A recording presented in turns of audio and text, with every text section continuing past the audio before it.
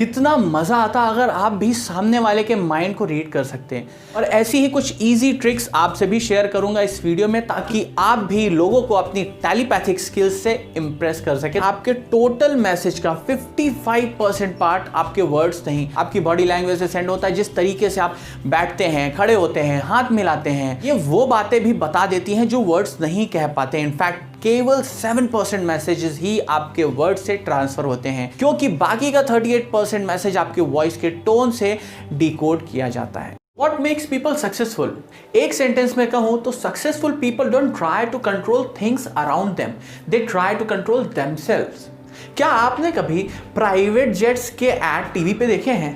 नहीं, क्योंकि उनके मैन्युफैक्चरर्स अच्छे से जानते हैं कि प्लेन को अफोर्ड करने वाला बंदा ना टीवी पे अपना टाइम पास नहीं कर रहा होगा। Because successful people know exactly what not to do. It's all about how mentally strong you are. So basically आप क्या करते हैं इससे ज़्यादा ज़रूरी आपको क्या नहीं करना चाहिए ये होता है। आज के वीडियो में मैं आपको एमी मॉरिन, जो कि एक साइकोथेरेपिस्ट, साइकोलॉजी इंस्ट्रक्टर और कीनोट स्पीकर के साथ साथ best selling book 13 things mentally strong people don't do की ऑथर हैं, उन्हीं की बुक से लिए गए 13 चीज़ों के बारे में बताने वाला हूं जो कि एक मेंटली स्ट्रांग व्यक्ति कभी नहीं करता। एमी मॉरिन बताती है कि कैसे अपनी पावर हासिल करें, अपने डर का सामना करें, बदलाव को गले लगाएं, खुशहाल और एक सफल जीवन पाने के लिए अपने ब्रेन को ट्रेन कैसे। 1000 बार फेल होने के बाद थॉमस एडिसन जब फाइनली इलेक्ट्रिक बल्ब बना पाए, तब किसी रिपोर्टर ने उनसे पूछा कि गुरु 1000 बार फेल होकर कैसा महसूस कर रहे हैं? जिस पर एडिसन बोले कि I did not fail 1000 times, electric bulb was an invention with 1000 steps. यानी मैं 1000 बार फेल नहीं हुआ, इलेक्ट्रिक बल्ब 1000 स्टेप्स की इन्वेंशन थी। इस घटना से दो बातें साफ होती हैं। एक तो ये कि उस जमाने के रिपोर्टर्स भी उतने बड़े चिरकुट और अनोइंग थे जितने कि आज हैं। दूसरी, अक्सर ग्रेट सक्सेस फेलियर्स और फ्रस्ट्रेशंस के बाद ही आती है। तो अगर इस चेकलिस्ट में आपका स्कोर कम भी आए तो समझ लीजिए कि ये भी एक सबक है जो आपको आपकी सफलता के और करीब लेकर के जाएगा। सक्सेसफुल लोग अप्रिशिएट करते हैं, जबकि फेल होने वाले लोग क्रिटिसाइज करते हैं। जिन्हें पावर ऑफ एप्रिशिएशन का ज्ञान होता है उनके फेल होने के चांसेस बहुत कम होते हैं, क्योंकि उन्हें पता है कि क्रिटिसाइज करने से कभी किसी का भला नहीं हो सकता। ये बात मैंने पहले भी कही है। फॉर एग्जाम्पल, एक सफल टीचर वो है जो खराब हैंडराइटिंग की वजह से ऐसे के लिए भरी क्लास में बच्चे का मजाक नहीं बनाता, बल्कि उसमें सुधार करने के लिए मोटिवेट करता है, साथ ही उसके एफर्ट्स के लिए उसे अप्रिशिएट भी करता है। उससे ये कहने की बजाय कि तुम्हारी राइटिंग इतनी बुरी है कि कोई भी इसे नहीं पढ़ेगा, जैसा कि मुझे कई बार कहा गया,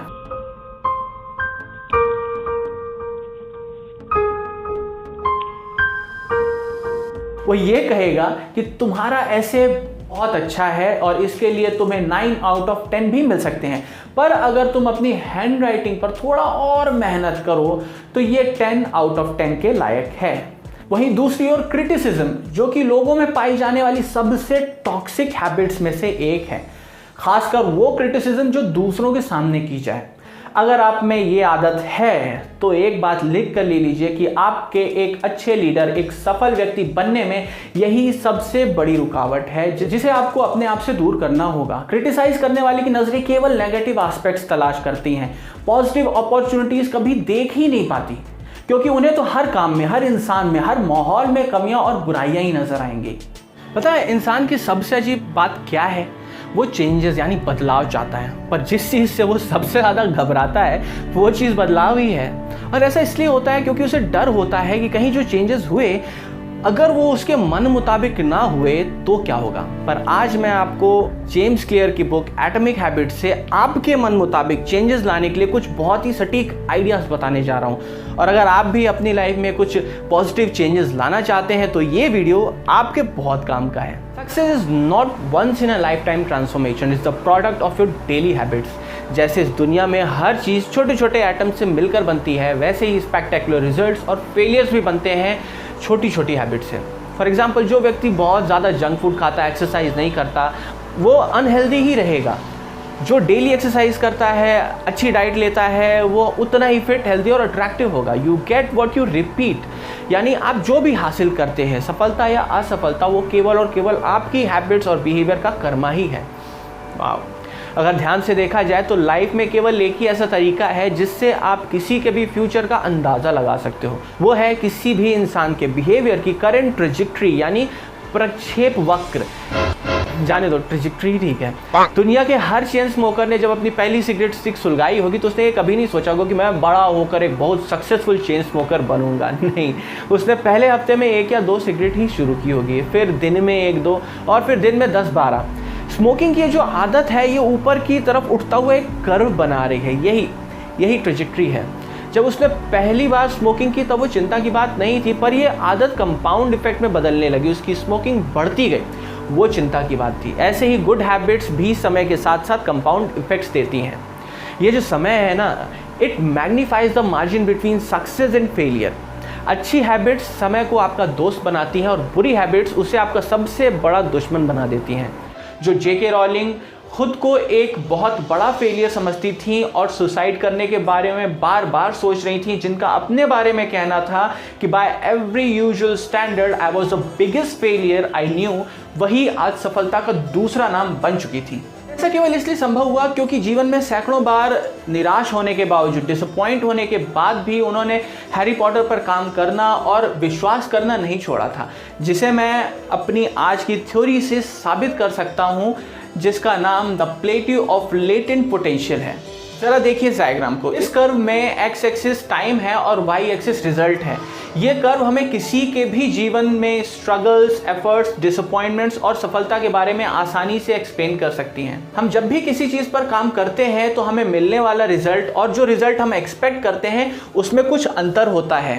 राउलिंग ने जब अपनी बुक पहले पब्लिशर को भेजी या जितने भी पब्लिशर्स ने उसे रिजेक्ट किया, उन्होंने कभी एक्सपेक्ट नहीं किया था कि उनकी बुक को रिजेक्ट कर दिया जाएगा। उनकी एक्सपेक्टेशन और एक्चुअल रिजल्ट में काफ़ी डिफरेंस था और यही डिफरेंस है जिसे हम डिसअपॉइंटमेंट कहते हैं। जैसे जैसे हम काम करते जाते हैं अक्सर वैसे वैसे हमारी डिसअपॉइंटमेंट्स बढ़ती चली जाती हैं। लगातार मनचाहे रिजल्ट्स के ना मिलने पर ये डिसअपॉइंटमेंट्स वैली ऑफ डिसअपॉइंटमेंट्स बन जाती है, यानी निराशा की खाई। और फाइनली मोर देन 80% पीपल हार मान लेते हैं और काम करना बंद कर देते हैं। 1960 में रॉजर स्पेरी नाम के एक वैज्ञानिक ने उन्हीं मरीजों का अध्ययन किया जो इस ऑपरेशन से गुजर चुके थे। आगे बढ़ने से पहले बता दूं कि इसी स्प्लिट ब्रेन रिसर्च के लिए उन्होंने नोबेल प्राइज भी जीता है। स्पेरी के स्टडी से पता चला कि ब्रेन के दोनों ही आधे आधे हिस्सों में अलग अलग विशेषताएं और क्षमताएं हैं। लेफ्ट हाफ लॉजिकल, एनालिटिकल और वर्बल टास्क के लिए यूज होता है, वहीं राइट हाफ पार्ट्स की वजह संपूर्ण चीज़ों को देखता है और क्रिएटिव थिंकिंग के लिए उपयोग में लाया जाता है। और अगर आप ये जानना चाहते हैं कि आप लेफ्ट ब्रेन्ड हैं यानी लॉजिकल हैं या फिर राइट ब्रेन्ड यानी क्रिएटिव हैं या फिर होल ब्रेन्ड है यानी लॉजिक और क्रिएटिविटी दोनों बराबर इस्तेमाल करते हैं, तो आपको इन सिंपल क्वेश्चंस के जवाब देने होंगे। और आपने इस वीडियो को अगर पूरा देखा तो एंड में मैं बताऊंगा आपको कुछ इंटरेस्टिंग एक्सरसाइजेस जो ये साबित कर देंगी कि आप लेफ्ट ब्रेन्ड हैं या राइट ब्रेन्ड। तो चलिए क्वेश्चन नंबर 1। आप रियलाइज करेंगे कि इंसान का दिमाग जो भी इमेजिन करता है उसके पीछे कोई ना कोई वजह जरूर होती है। आपकी फेवरेट सुपर पावर आपकी पर्सनैलिटी को रिप्रेजेंट करती है और आपके अंदर छुपी हुई खूबियों की हिंट देती है।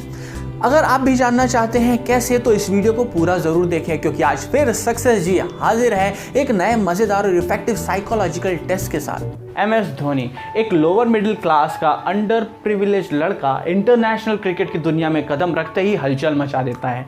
BCCI में बिना किसी गॉडफादर के क्रिकेट को उस लेवल तक लेकर जाता है जिसकी लोग केवल कल्पना ही कर सकते थे।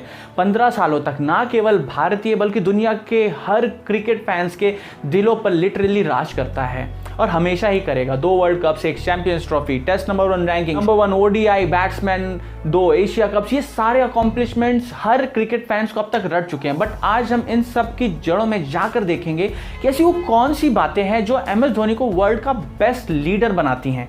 तो चलिए देखते हैं what makes MS Dhoni different than other leaders. भैया देखा जाए तो लीडरशिप 2 ही तरीके से होती है। एक होती है ट्रांजैक्शनल लीडरशिप, जिसमें टास्क की क्लैरिटी भी होती है, वो करंट वैल्यूज़ और मोटिवेशंस पर बेस्ड होती है। यूजुअली ऑर्गेनाइजेशन में जो लोग प्रमोशंस के लिए, इंक्रीमेंट के लिए, सैलरी के लिए अपने लीडर्स को फॉलो करते हैं, ये ट्रांजैक्शंस पर बेस्ड होती है, इसलिए ट्रांजैक्शनल लीडरशिप है। वहीं दूसरी होती है ट्रांसफॉर्मेशनल लीडरशिप, जिसमें लीडर कल के बारे में सोचता है, अपने फॉलोअर्स के एथिक्स, बिलीफ्स और मोटिव्स को ट्रांसफॉर्म करता है, माइंडसेट बदलता है, फॉलोअर्स को हायर वैल्यूज और हायर परफॉर्मेंस के लिए मोटिवेट करता है। ये बहुत बड़े लेवल तक जा सकती है। जितने बड़े बड़े वर्ल्ड फेमस लीडर्स हुए हैं, अच्छे या बुरे, वो सारे ट्रांसफॉर्मेशनल लीडर्स ही हुए हैं, चाहे वो महात्मा गांधी हो, नेल्सन मंडेला हो या फिर एडोल्फ हिटलर।